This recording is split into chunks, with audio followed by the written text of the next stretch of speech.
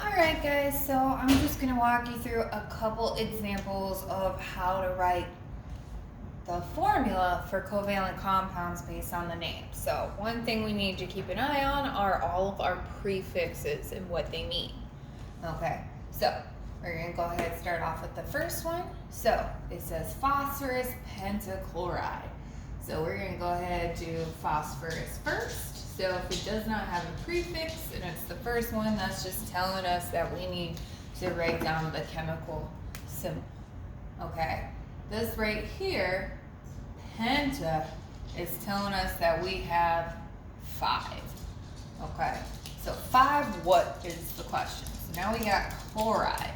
So remember, we changed the ending in a compound to IDE, so chloride is really chlorine. So we're going to go ahead and write down Cl for chlorine. And again, we're going to come back over here. We know we have 5 of them. So that means that we got 5 chlorides. So this right here, that would be our whole entire chemical formula for phosphorus pentachloride. We're going to try another one. Okay. So this time, notice that we've got 2 prefixes. Okay, the first one is di, which is telling us 2.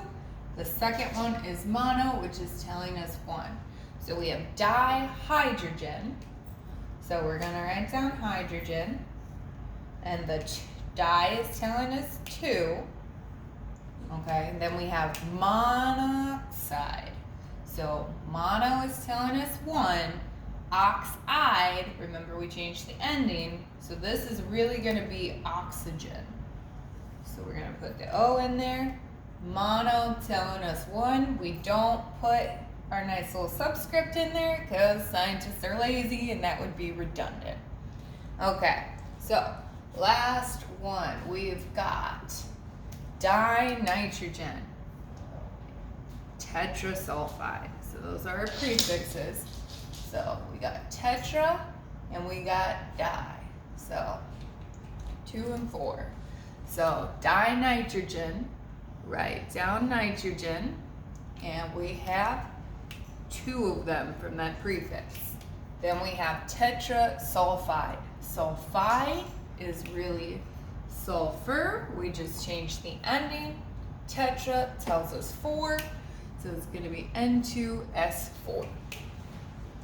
Alright, so that's a quick tutorial on how to write our formulas given the covalent compounds names.